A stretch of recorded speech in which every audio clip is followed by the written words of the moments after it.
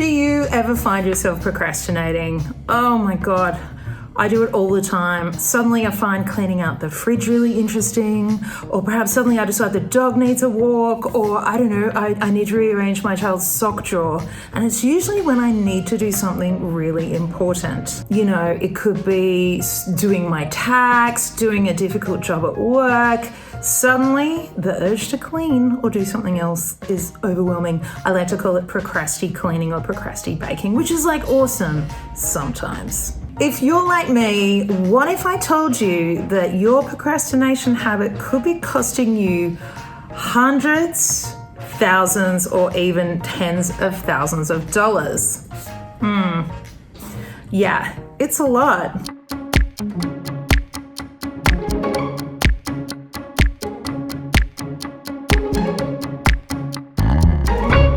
So here's the thing.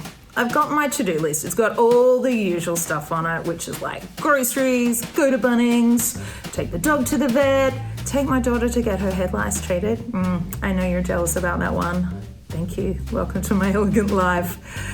And then there are the big things. So on my list, I have sort out my super, find out if I can get a good deal for energy, refinance my home loan, work out if health insurance is actually worth it for our family, work out if the dog needs pet insurance, selling all the clothes that are sitting in my wardrobe that are just taking up space and I'm not wearing. Let's see, even like trying to work out if I should look after my skin better. Now I'm getting a bit older. So they're my big things. I know because I work at Finer I could save, probably with the refinance of the home loan, thousands of dollars. But here's the kicker. I still don't want to do it. In fact, if I had the choice between refinancing my home loan, which could save us tens of thousands of dollars, I'd probably still choose finding the lost socks, or to be honest, flopping on the couch and watching maths. Actually, I would never watch maths. I like The Bachelorette. So why do I find it so damn hard to get motivated, especially when there's money involved? I even put off making this video today. I suddenly had the urge to go around and make everyone's bets. That is not normal. So I decided to have a chat to my friend Dr. Paul Harrison. Paul is a consumer behaviour expert at Deakin University. He has such a cool job because he looks at why people do the things they do, especially around consumer behaviour. Why we buy things, why we behave certain ways, why we ignore things, and what can motivate us to make those changes. So there's only one thing for it. I decided to get Paul on the hook on Zoom and ask him why I can't get motivated to tick these things off my list. Why, as humans, Paul, do we never get around to doing the big things in life that could save us a lot of money, for example, and we tend to focus on the everyday? Someone told me once we'd never leave $200 in an ATM, but people leave thousands of dollars in their superannuation account for some reason. Why is it that we do it? Because I certainly do it. I'm always feeling guilty. We do it because it's abstract, it's in the future, it's not immediate. So humans have evolved to respond to immediate decisions. And so things that are urgent tend to take precedence over things that you kind of know need to be done, but you can see that they're off in the distance. So there's a theory in psychology called risk as feelings, and it's a very broad concept, but it basically means that we assess risk based on how we feel about something right now. And so, you know, if we see $200 at the ATM, or if we've taken money out, we are actually thinking more about how we feel about that right now. If you think about something like superannuation or even insurance, these are very abstract concepts. It's kind of like, first of all, superannuation and saving for super reminds you that you're going to get old. And that's hard to come to terms with. It also reminds you to kind of think about what might the future look like. And while we might have big, broad plans for the future, generally speaking, we're not very good at thinking about the detail of the future because it is such a long way away. The other thing, I think, when we think about something like insurance or superannuation or something like that, it also requires us to actually plan. And planning requires cognitive effort, and humans do not like to fire up their prefrontal cortex, their thinking brain, because it requires energy, and therefore it's just easier to respond to how we're emotionally feeling right now. So, I mean, you can't, no matter how often we tell people save for your super, no matter how often we tell people get life insurance or anything like that, we're fighting an evolutionary need, which is deal with this saber-toothed tiger attacking me right now. Or my daughter's lost sneakers. Which is all the same thing. Same thing. It's same like effect. Saber-toothed tiger if I can't find her sneakers. So that's right. I get that. The outcome is the same. What about things that are complex? Because I should know better than most people. I go on TV for a living and tell people that they should save money and shop around. But, my dirty secret is I always, don't always do it myself. And I always think, I sit on the couch at 8 o'clock at night and I don't think, woo, I'm going to compare energy providers. No, that sounds like a great night in. Yeah. And I think the other thing that I've heard about, and maybe you can speak to this, is I don't like feeling stupid. I don't like having to understand something from scratch, particularly after hours. I might be okay doing that in the day for a living, but are humans kind of loath to do that? When you talked about firing up your brain cells, is that what you mean? Pretty much. And you've just kind of summed up a whole concept, which is we don't like feeling stupid.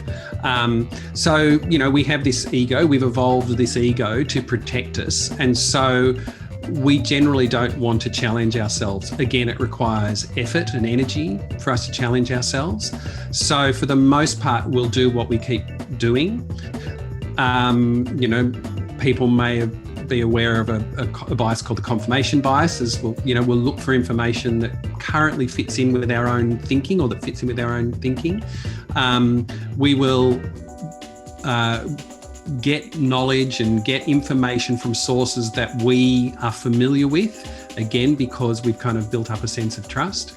And so the whole point is, at a rational level, it does seem like a reasonable thing to do to say, if I can save some money, I should look at, the best energy plans or something like that. But it does require effort. And at 8 o'clock at night, you want to settle in and you want to watch maths, or you want to watch, for me, you want to watch something, but the issue is that it comes back to that first question, which is it's difficult for us to prioritize the future, and it's difficult for us to prioritize abstract things. So, one of the things that we kind of look at when we look at behaviour change is that we try to get people to do small tasks that give them a reward. And the best thing in any behaviour change, whether it's, trying to get the better energy deal or trying to stop watching bad reality television, is to do things in small steps, and don't be hard on yourself when you make mistakes. So a lot of the work that I do is around healthy eating and things like that. Again, it's not about necessarily forcing people to go straight from eating burgers on 4 or 5 times a week and eating kale or something like that. It's about making small changes. And I know this sounds, I'm sure everybody's heard this all before, but it actually works, because the human brain and we as humans, we respond to reward. So small wins are the way to go, and mapping that out, thinking about, okay, if by the end of the year I want to achieve these things, what are the things I need to do each week? And if you miss a week, it's fine. The mistake a lot of people make in nearly every behaviour change program is, if they make a mistake, they go, well, it's all over, I'm never going to be good at this, I'll stop doing it. And that's actually the worst thing that you can do. It's so interesting, because I think I heard that around health and fitness. I think it was Carol Bridges that said it, and she was like, people, if they mess up on their fitness routine, they'll just dump it. And she was like, you scratch your mobile phone, you don't just smash it on the floor. Yeah. Or, I'm not going to use a phone anymore. And I thought that was a really good analogy. I guess that's a really good tip. So my video journey, my vlogging journey this year is, I'm going to try and tackle these things on my list. And my to-do list is very long. It's got things like finding my daughter's shoes, taking the dog to the vet, but it's got super, refinancing, energy bills. Have you got any tips for me, Paul? Apart from the fact I'm putting myself out there publicly, I guess maybe that's a good one. Is there any Reduce other your way list. to motivate myself? That's what it comes down to, reduce the things that you want to achieve. And so have 3 or 4 things that you want to achieve this year and map that out. And, maybe have, this is a useful thing to do over a couple of years. So things you want to achieve this year, things you want to achieve next year, things you want to achieve. And, I hate 3-year plans, but it's actually more about the second year is more abstract. The third year is even more abstract. The way to do things is to say, by the end of, 2024, these are the things that you'd like to put in place. But this year, these are the 3 things that I'm going to focus on. And once they're kind of a little bit sorted, I can then move to the next things. I think the mistake we make is that we have copious lists, but we have never worked out how to get there. And so 3 or 4 things. Some people love highlighters, some people love sticky notes and things like that. Even prioritize them, but keep coming back to them. We know that the more you practice something, the easier something becomes. And, it's not a certain number of hours like those books tell you. It's actually just, regularity. You've talked in the past, and other people talk about, humans are hardwired to have a kind of negativity bias. Yeah. How important is it to track those little wins, to remind your kind of negative brain that, you've actually made progress? Is that helpful? Really helpful. Reward is what drives us. So one of the things you can do is if you give yourself small achievements, so say if within 2 weeks you want to achieve something, give yourself a small reward, but don't reward yourself every night. I think what's happened in society is that we think, we've had a tough day at work, I'm going to reward myself. And so rewards lose their cachet. So say if by the end of 2 weeks I can do this, or by the end of, when I achieve this thing, I can shout myself a burger and a beer and go out or something like that. Again, these are very simple tasks, but reward is very powerful. It means that we maintain a loyalty to the behaviour, because that's all that happens even in businesses. What they do is that they give you a reward for buying something. You feel an achievement. So all you do is that you basically copy what marketers do, and you give yourself a reward for doing something, but don't make it a massive reward, and don't make it a massive achievement. Do it step by step, and you'd be surprised how easy it is to have those achievements over time. And don't rush it. I think that's the other thing is, if you're trying to build up your super balance, you're not going to build it up in 6 months. It's just going to take time, and patience is a really critical thing that requires rational thinking. It doesn't require emotional thinking. So after talking to Paul, I'm feeling pretty inspired.